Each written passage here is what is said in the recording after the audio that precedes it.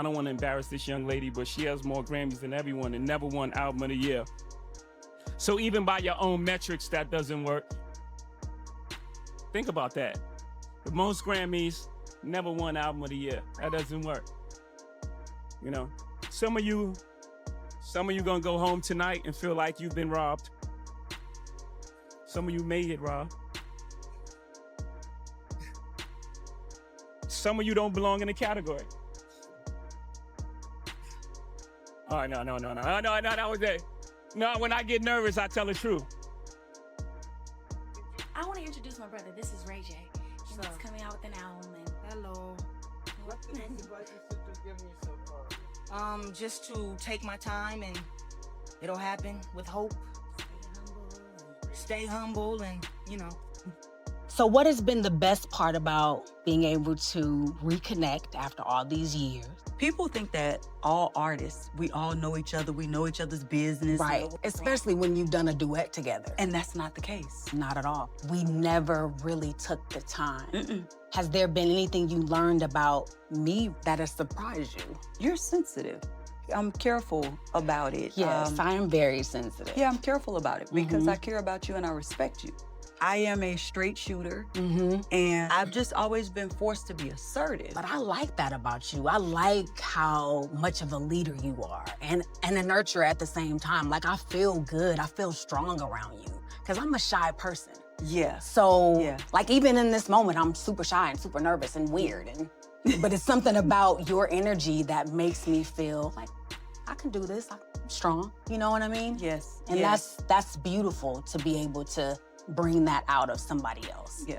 Thank you so much for giving me a chance to win a VMA award. Yo, Taylor, I'm really happy for you. I'm gonna let you finish. But Beyonce had one of the best videos of all time. So I guess I have to say to all the other winners tonight, I'm really happy for you. And I'm gonna let you finish. But Kanye West has had one of the greatest careers of all time. And how is your girlfriend? You're a lucky man. What are you talking about? How's that going? Don't start that, man. Cut that out. Is it all right? Everything's wonderful. Life is good. I would think so. And how is your girlfriend? You're a lucky man. What are you talking about? How's that going? Don't start that, man. Cut that out. Is it all right? Everything's wonderful. Life is good. I would think so. She was our age. It's just scary because that could have been any one of us. And she was an angel, and I know that now she's with God. It started with a comment that felt a little too personal to be random. Not a headline, not a diss track, just a few words left under a photo that instantly made fans stop scrolling. Because when you strip it down, this wasn't really about a hacked account. And it definitely wasn't about a misunderstanding. This was about something that's been sitting quietly in the background for decades. Something no one ever addressed directly. Something people weren't supposed to notice. But once you see it, you can't unsee it. And suddenly, everyone was asking the same question. Why do Brandy and Beyonce keep moving like strangers when history says they shouldn't? And the answer might go much deeper than jealousy. It all kicked off when fans noticed Bry's account leaving comments under a Beyonce photo on a fan page. The wording wasn't neutral, it wasn't supportive, and it definitely didn't sound like something a random intern typed up by mistake. One line challenged Beyonce to come down here and take a picture, hinting it would go viral. Another claimed Beyonce was wearing her outfit. Now, on the surface, it could have been brushed off as playful, but fans didn't read it that way. The timing felt off, the tone felt pointed, and the internet has a long memory. Almost immediately, management stepped in and claimed the account had been hacked. Quick explanation? Clean exit. Case closed. Except, nobody bought it. Because this didn't happen in a vacuum. It happened right after someone else decided to say the quiet part out loud. And his name made everything messier. Ray J has never been known for subtlety. And when he feels disrespected, he doesn't sit with it quietly. Not long before those comments surfaced, he posted a video calling out Beyonce and Jay-Z directly. Not for music, not for business, but for something personal. He claimed they'd been attending Brandy and Monica's tour shows, supporting publicly, showing up consistently, yet somehow never acknowledging Brandy. No greeting, no backstage moment. no quick, "What's up?" And according to Ray J, that wasn't accidental. He framed it as disrespect, as selective energy, as showing love to the moment, but not the person who helped create it. Now, here's the thing. Ray J is known to crash out. People question his credibility constantly. But even unreliable messengers can carry pieces of the truth. And fans noticed something unsettling. Instead of denying it outright, Beyonce stayed silent. And then, footage surfaced. A short clip began circulating online. Nothing dramatic, no confrontation, no raised voices. Just Brandy and Beyonce passing each other backstage. No eye contact, no greeting, no acknowledgement. In celebrity culture, that's loud. These are women who've crossed paths for decades. Award shows, industry events, shared circles. And yet, in that moment, they moved like strangers. Some fans tried to downplay it, others said it was scheduling, timing, coincidence. But too many people felt the same thing. That wasn't awkward, that was intentional. Because when there's nothing there, people don't avoid each other. They just exist. And insiders were already hinting that this distance wasn't new. That's when Lauren LaRosa stepped in and said what fans had been speculating for years. According to sources close to the situation, Brandy and Beyonce haven't truly messed with each other in a long time. Not publicly, not privately. At one point, there was a cordial relationship. There were moments where things were fine. Kelly Rowland was reportedly the bridge. But over time, that bridge faded too. And the reason wasn't one argument or one incident. It was a shift, a moment where the balance changed. Because Beyonce didn't just rise, she became the girl. And for someone who had already been that girl, that kind of shift hits different. To understand why this matters, you have to rewind. Before Destiny's Child dominated radio, before Beyonce became a global brand, Brandy was already a phenomenon. She debuted in 1994 at just 15 years old. Her self-titled album didn't just perform well, it dominated. Millions of copies sold worldwide. Then came Moesha, a cultural reset, a hit TV show that turned her into a household name. By the time she teamed up with Monica for The Boy Is Mine, she wasn't rising. She had arrived. A Grammy, global recognition, industry respect. By 18, Brandy had sold over 20 million records worldwide. She wasn't chasing validation. She was the standard. And then, the landscape changed. Destiny's Child didn't explode overnight. Their early work did okay, but it wasn't dominating charts. That changed with one decision, teaming up with Wyclef Jean. The No, No, No remix shifted everything. Suddenly people were paying attention. Then came The Writings on the Wall. That album didn't just sell, it reshaped their trajectory. 8 million copies, multiple charting singles, and then Say My Name dropped.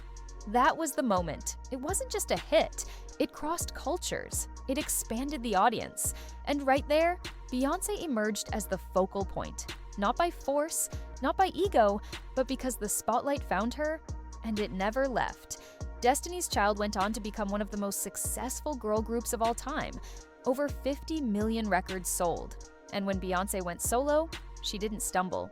She soared. Decade after decade, era after era. Still relevant, still dominant. That kind of longevity is rare. But here's the uncomfortable truth. Watching someone surpass you, especially someone who came after you, can reopen wounds you didn't know were still there. Not because you failed, but because the world moved on. And the industry doesn't give space to process that quietly. Here's where the conversation gets tricky. People love labeling women as jealous. It's easy, it's dismissive. But what if this isn't jealousy? What if it's unresolved pride? What if it's watching your legacy slowly get overshadowed by a narrative that forgets what came first? Brandy didn't disappear, she didn't fall off. But the conversation shifted. And for artists who were once untouchable, that kind of shift doesn't just register professionally, it hits personally. Because when you've already reached the top, you're not chasing success anymore. You're protecting legacy. You're guarding how history remembers you. And when the spotlight slowly tilts away, even if it's nobody's fault, it can feel like something was taken instead of simply passed along. And Beyonce? She didn't clap back. She didn't explain. She didn't correct the narrative. She stepped back. She created distance, not in a dramatic way, not with words, but with silence. And in the celebrity world, silence is rarely accidental. Sometimes it's strategy, sometimes it's self-preservation, and sometimes it's the only way to keep old wounds from reopening in public. Because peace doesn't always look like forgiveness. Sometimes peace looks like avoidance, especially when the history between two people is layered, unspoken, and emotionally loaded. And that's where Ray J comes in. His delivery is chaotic. No one denies that. He speaks emotionally, impulsively, and without polish. But that doesn't automatically mean his motivation is fake. In fact, it might be the opposite. Ray J has always been fiercely protective of his sister, to a fault, and he says the things she won't. Not because she can't, but because it wouldn't benefit her to. Brandy has spent decades carefully shaping her public image. Grace, poise, professionalism. Admitting hurt or resentment publicly wouldn't add anything positive to her legacy. If anything, it would invite criticism she's worked too hard to avoid. Ray J doesn't carry that burden. He has nothing to lose, so when he speaks, it hits louder. Even if it's messy, even if people question his credibility. Because raw emotion tends to feel closer to truth than polished silence. And that's exactly why fans are split down the middle. On one side, people see an unreliable narrator stirring drama. On the other, they see someone voicing something that's been sitting under the surface for years. Because when you zoom out, the pieces don't feel random. They don't feel made up. They feel unfinished. This situation keeps resurfacing because there was never closure. No real conversation that anyone knows about. No public acknowledgement. No moment where things were clearly resolved. Just distance. And silence like that invites interpretation. It creates space for speculation to grow. Fans start reading body language. They replay old interviews. They track patterns. They connect dots that may or may not have been meant to connect. And every time Brandy and Beyonce cross paths without interaction, it adds another layer to the story. Another unanswered question. Another, what really happened? Not because either woman owes the public anything, but because when history is this long, this visible, and this unresolved, people notice when it's avoided. And avoidance, whether intentional or not, has a way of speaking for itself. But because history exists, whether acknowledged or not, this isn't about choosing sides. It's about understanding how success, timing, and perception can quietly reshape relationships. Two icons, two legacies, one industry that doesn't allow women to age, evolve, or shift roles without consequences. Maybe there's tension, maybe there isn't. But what's clear is this: distance doesn't come from nowhere. And sometimes, the loudest stories are the ones no one ever confirms, because the truth doesn't always arrive as a headline. Sometimes it passes quietly backstage and keeps walking.